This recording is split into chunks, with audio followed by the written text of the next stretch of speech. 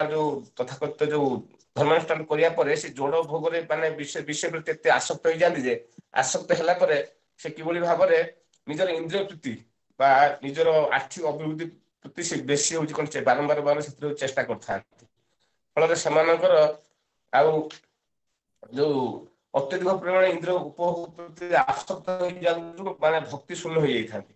ଏବଂ କୌଣସି ପ୍ରକାର ସେମାନେ ନିଜ ଇନ୍ଦ୍ରିୟ ତୃପ୍ତି ପାଇଁ ବିଭିନ୍ନ ପ୍ରକାର ଯଜ୍ଞାନୁଷ୍ଠାନ କରନ୍ତି ବା ବିଭିନ୍ନ ପିତୃପୁରୁଷ ମାନଙ୍କର ଯୋଉ ସନ୍ତୁଷ୍ଟ କରିବା ପାଇଁ ବହୁତ ପ୍ରକାର ଆଚରଣ ସେମାନେ କରିଥାନ୍ତି। ଆଉ କୃଷ୍ଣ ଯାତ୍ରା ପ୍ରତି ସେମାନେ ଆଗ୍ରହୀ ହୁଅନ୍ତି ନାହିଁ। ନିଜର ଇନ୍ଦ୍ରିୟ ତୃପ୍ତି କିଭଳି କରିବେ ସେଇ କଥା ସେମାନେ ବିଶେଷ ଭାବରେ ଆଗ୍ରହୀ ହେଇଥାନ୍ତି। ତ ଏଇ କଥା ଏଇଭଳି ଭାବରେ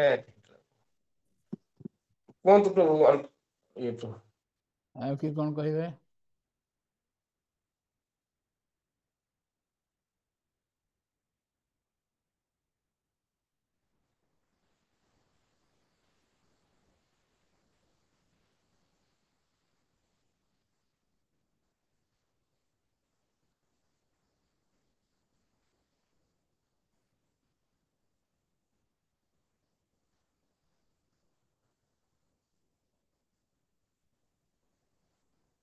ଆମେ ଗୋଟେ କାଲି ଭଲ ସୁନ୍ଦର କଥା କହିଥିଲେ, ଗୋଟେ ଉଦାହରଣ ଦେଇଥିଲେ 33 ନମ୍ବର ଶ୍ଲୋକରେ, ଯେଉଁଭଳି ଭାବରେ ଗୋଟିଏ ବସ୍ତୁ ବିଭିନ୍ନ ଇନ୍ଦ୍ରିୟ ମାନଙ୍କ ଦ୍ୱାରା ଭିନ୍ନ ପ୍ରକାର ଅନୁଭୂତ ହୁଅନ୍ତି, ସେଇଭଳି ଭାବରେ ଭଗବାନ ବିଭିନ୍ନ ଉପାୟରେ ଭିନ୍ନ ଭାବରେ ଅନୁଭୂତ ହୁଅନ୍ତି, କିନ୍ତୁ ଭକ୍ତିରେ ପୂର୍ଣ୍ଣ ଭାବରେ ଅନୁଭୂତ ହୁଅନ୍ତି। 33 ନମ୍ବର ଶ୍ଲୋକରେ ଏଟା ଆଲୋଚନା କରିଥିଲେ। କ୍ଷୀରର ଉଦାହରଣ କ୍ଷୀରର ଉଦାହରଣ ଦିଆଯାଇଥିଲା। ତାକୁ ଯଦି ଆମେ ମାନେ ଆଘ୍ରାଣ କରିବା, ତାର ଆଘ୍ରାଣର ମାନେ ତାର ପ୍ରକୃତି ଅଲଗା ଜଣା ପଡିବ। ଆଖିରେ ଦେଖିଲେ ଧଳା ଦେଖାଯିବ, ତରଳ ଦେଖାଯିବ। ଆଉ ସ୍ୱାଦ ମୁଖରେ ଚାହିଁଲେ ମାନେ ଚାଖିଲେ ତାର ସ୍ୱାଦ ମିଠା ଲାଗିବ। ତେଣୁକରି ସେ ଦୁଧ ଏକ ବସ୍ତୁ, ଭଗବାନ ସେହିପରି ଏକ ବସ୍ତୁ, କିନ୍ତୁ ତାଙ୍କୁ ବିଭିନ୍ନ ପ୍ରକାର ଆମେ ଯେତେବେଳେ ଦର୍ଶନ କରୁ ତାହେଲେ ତାଙ୍କର ସେଇ ପରିଚୟ ଆମେ ଅଲଗା ଅଲଗା ପାଉ। କିନ୍ତୁ ପୂର୍ଣ୍ଣ ପରିଚୟ କେମିତି ପାଇବା? ଭକ୍ତି ମାର୍ଗରେ ଦେଖିଲେ ସେଇଭଳି ଭାବରେ କ୍ଷୀରଟାକୁ ପୂର୍ଣ୍ଣ ଭାବରେ କେମିତି ଜାଣିହେବ? ତାକୁ ସ୍ୱାଦ ଦ୍ୱାରା ନା, ମନରେ ଆମେ ସବୁ ଜାଣିବା, ତାର ରୂପ ଏଇଆ, ତାର ଟେଷ୍ଟ ଏଇଆ, ତାର ସ୍ମେଲ ଏଇଆ, ତାର ସବୁକିଛି ମନ ଦ୍ୱାରା ସବୁ ଜାଣିହେବ। ସେଇଭଳି ଭାବରେ ମନ ହିଁ ଭଗବାନଙ୍କୁ ଜାଣେ, କରୁଛି। ମନ ମାଧ୍ୟମରେ ସବୁକିଛି ଜାଣି ହେଇଯିବ।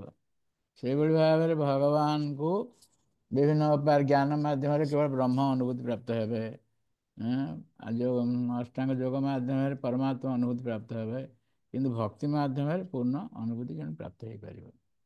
ତେଣୁ ଆମେ ଶୁଣୁଥିଲେ କାହାକୁ କୁହାଯିବ, ଏଇଟା ଜ୍ଞାନ ଦିଆଯିବ, କାହାକୁ ଦିଆଯିବ ନାହିଁ, ଏସବୁ ଶୁଣୁଥିଲେ। ଅନ୍ତିମରେ କହିଲେ ଫଳଶ୍ରୁତି, ଯେଉଁମାନେ এই ବିଷୟରେ ଧ୍ୟାନ କରିବେ, ଶ୍ରବଣ କରିବେ ଏବଂ ଯିଏ କୀର୍ତ୍ତନ କରିବେ, ସେମାନେ କ'ଣ ତାଙ୍କର ଫଳ ହେବ? ଭଗବତ ଧାମକୁ ଯିବେ। ପରମଗତି ପରମଗତି। ପରମ ଧାମକୁ ଯିବେ, ଭଗବାନ ଧାମକୁ ଯିବେ। ତେଣୁ ଏଇଭଳି ଭାବରେ ଆଜି ଆମେ ଆଲୋଚନା କରିବା ଲାଷ୍ଟ ଅଧ୍ୟାୟ 25ରୁ 33, 9ଟି ଅଧ୍ୟାୟ ସାଂଖ୍ୟ ଯୋଗ। ଏଇଥିରେ ଆମେ ଆଲୋଚନା କଲେ 3ଟି କଥା ରହିଛି। ଗୋଟେ ହେଉଛି ସାଂଖ୍ୟ, ଗୋଟେ ହେଉଛି ଅଷ୍ଟାଙ୍ଗ ଯୋଗ, ଗୋଟେ ହେଉଛି ଭକ୍ତି। ତେଣୁ 25 ନମ୍ବର ଶ୍ଲୋକରେ କ'ଣ ସବୁ ଆଲୋଚନା କରିଥିଲେ? କାହାର କିଛି ଇମ୍ପୋର୍ଟାଣ୍ଟ ଶ୍ଲୋକ କି କହିପାରିବେ? 25 ଅଧ୍ୟାୟରେ, ତୃତୀୟ ସ୍କନ୍ଧ 25 ଅଧ୍ୟାୟରେ ଆରମ୍ଭ ହେଲା ଏଇ ସାଂଖ୍ୟ ଯୋଗ।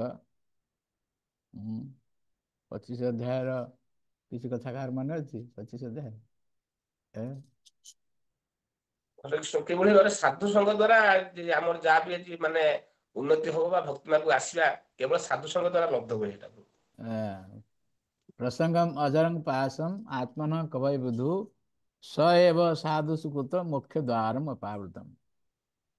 এই ଯୋଉ ରହିଛି ପ୍ରସଙ୍ଗମ ବା ଆସକ୍ତି, ଏଇଟା ଅଜର, ଜୀର୍ଣ୍ଣ ଜରା ହବ ନାହିଁ।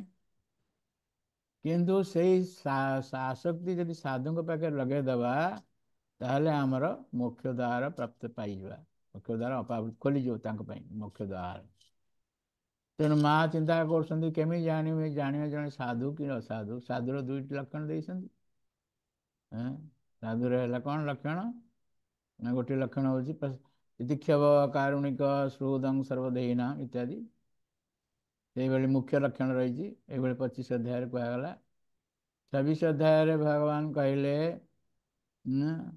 ବିଭିନ୍ନ ଯେଉଁ ରହିଛି ସାଂଖ୍ୟ ଯୋଗ ବିଷୟରେ ସବୁ କହିକିରି 27ରେ